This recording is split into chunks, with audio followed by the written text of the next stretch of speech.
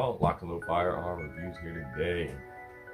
Alright, so guys, we are here with a question video. It's a gun rant, but it's a question. So, question, Locs, what is the one gun you have that you would never sell?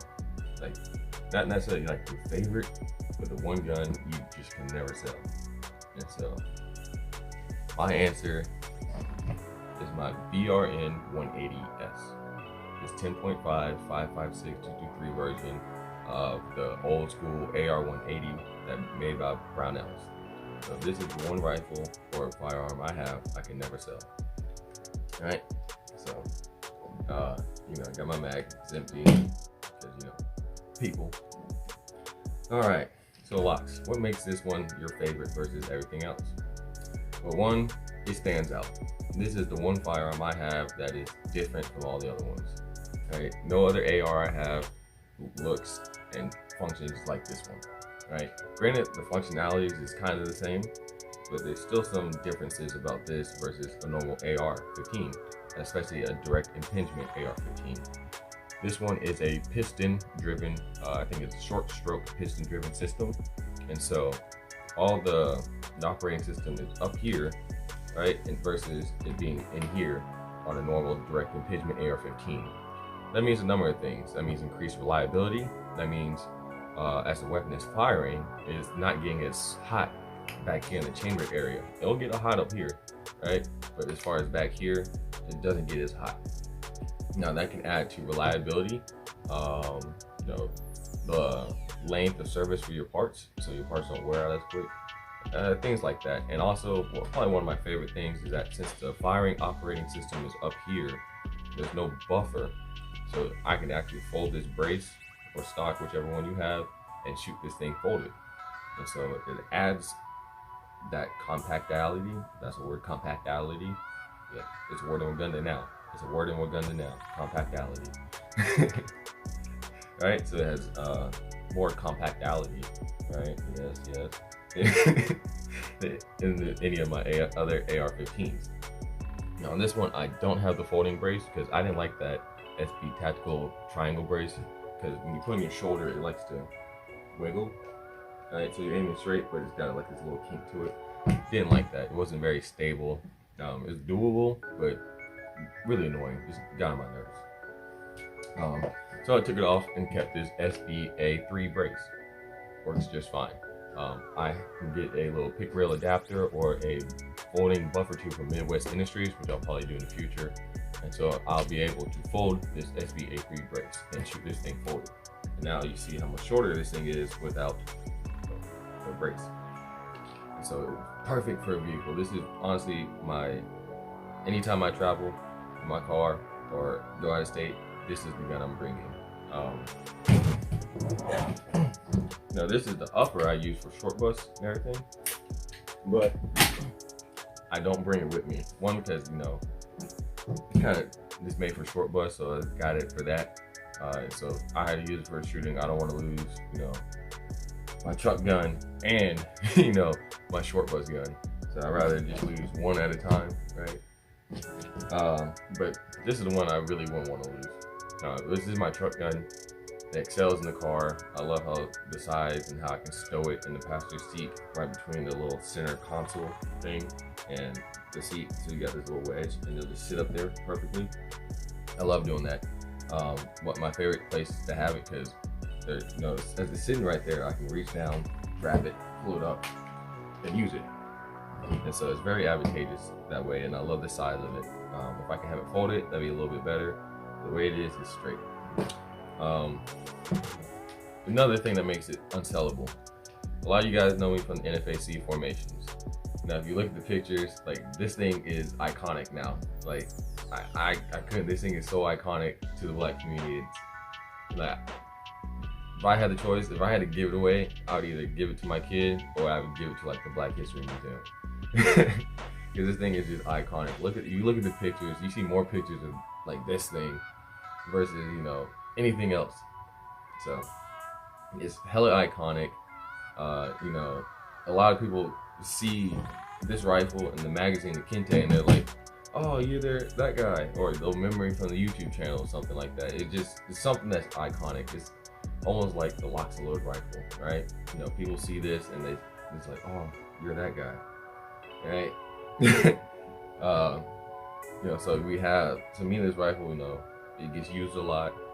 It's always there to protect me, you know, especially when I travel. It's iconic. I've taken it to, you know, places where, you know, things really happen. This is basically what I would die with in my hands. Right, so when you have that kind of rapport or that type of respect for your firearm, it's really hard to sell it. Right, no, when you really have that one rifle that you truly trust your life to, and it's you and that rifle have history, it's really, really hard to sell that thing. You know, if it's just like a normal Glock, you know, everyone has a Glock. A Glock is a Glock, right? It does what Glocks do.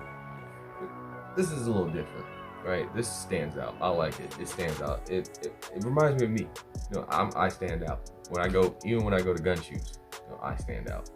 Maybe a whole gun shoot full of black people, I still stand out. You know, I'm just NFAC. I stood out. You know, the YouTube channel, I stand out. You know, I go to work, I stand out. You know, for good things, right? So even in the Navy, I stood out. So I've always just been that person that stands out. You know, and this appeals to just the way I've been. You know, just who I am. And so, you know, this is just the one gun I can never sell. It's accurate. Like, I've shot it 200 plus yards. It's accurate. It's on point. It's loud. Yeah, I'll give it that. It is loud as fuck. All right, this is how you celebrate 4th of July for your ancestors.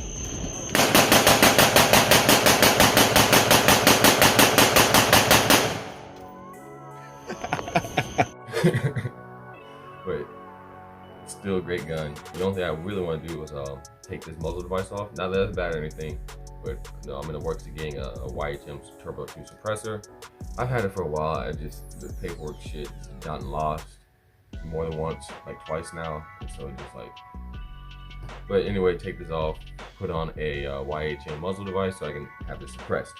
Because with this being a piston driven system, it's got like a gas system selector, where you can have it on unsuppressed mode or suppressed mode, right? So it really, that helps right here, right? So you take this little tab, let's see,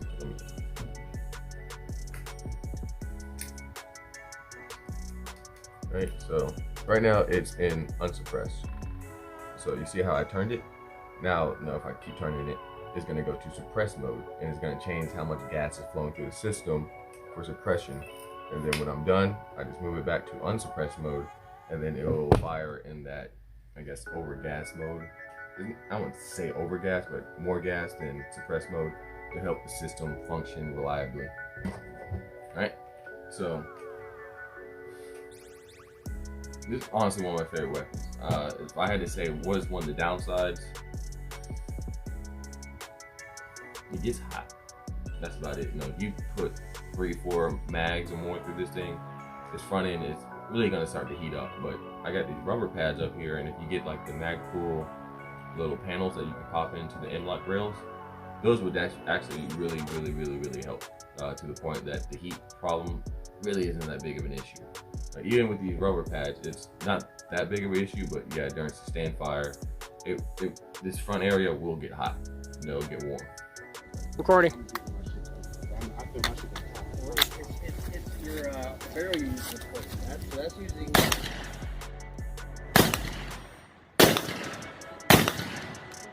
Smack your fucking face.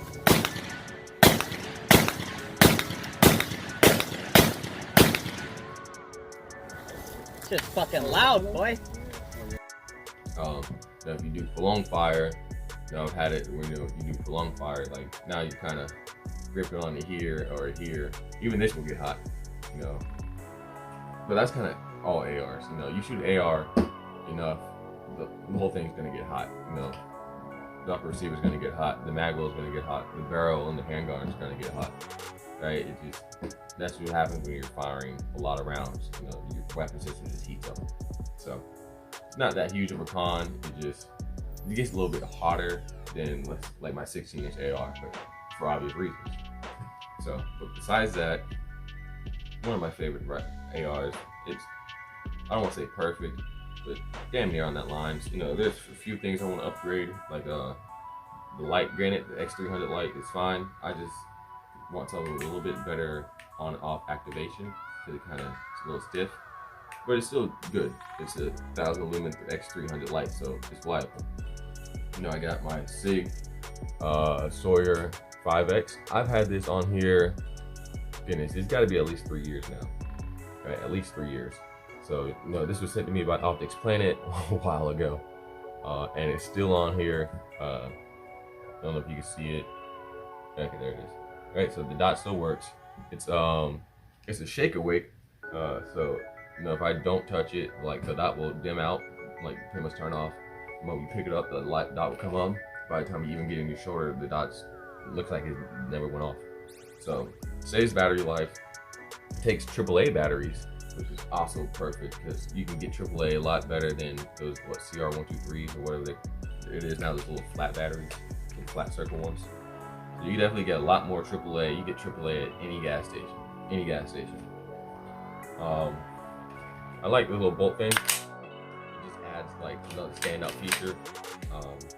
And then, you know, if you have a problem, like sometimes if your normal direct engagement AR will lock up, you'll have to mortar it, right? To get the bolt carrier to side, like get the round out or get the charging hand to move, or whatever, right? I think the shit's locked up and you gotta get it to function again. So I like this too, because one, if you don't really have like an extended charging handle and you have like a mil-spec charging handle, it's gonna be a pain in the ass to try to rack it.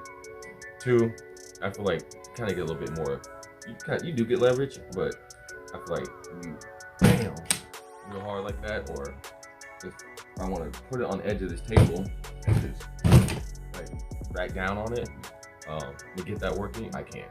So it adds a little bit something else I can do to help get the system functioning. And then I think it just looks cool. You know, again, it stands out. It's different. Which is like me. I'm just different. Not like my firearms be different too.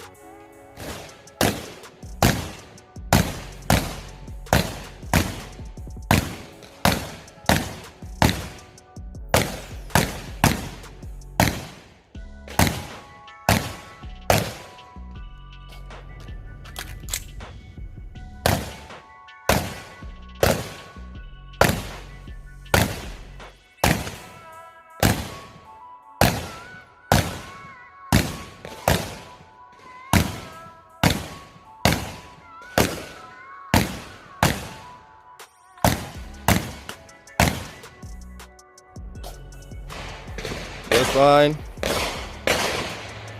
The only thing I do notice after like putting a number of rounds to this thing is that it has a little, it's got a little wiggle in the handguard, but besides that, it's fine. So I like it. It's hot. That's why I'm holding it down, and then rain safety. So VRN 180. Show his target. Please show the target. All right. So there's the target.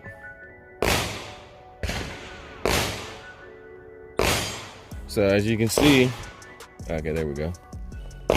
Everything pretty much is set in mouse, which is actually makes me happy, makes me look good. But as you see, really tore him up, and that was shooting on the move. So you can shoot on the move too. So this is my baby, y'all. The one gun I can never sell. VRN 180S. Now, if you're looking for one, if you actually want to purchase an VRN 180 upper, whether it be the, I don't know if they have the 18.5 inch version up, the DMR version, but they have a 16 inch 5.56, they have a 10.5 inch 5.56, and they have a 10.5 inch 300 blackout. So definitely, if you're looking for one, I'm gonna put the links down. Well, I'll put the Patreon link. So if you want the upper, you guys got to go to Patreon, my Patreon page, and then links in there. Because if I do it on YouTube, they're gonna take down the video. So if you guys want one of these, or you're looking at checking out the specs, or you know, going to the website, reading from Brownells, I'll have a link down on my Patreon page, and you guys can check it out there. On top of that, thank you for watching the video. Make sure you like, comment, subscribe if you like this video. It helps get the video out there in the algorithm so other people can watch it. More people watch it, more views, more money, more content. All right, so thanks for that. Remember, comment, put your thoughts down below. What do you think about this firearm? Do you like it? Is it your cup of tea? Or what would be your preferred firearm? What is the one gun you have that you can never sell? Get down in the comment section and let me know.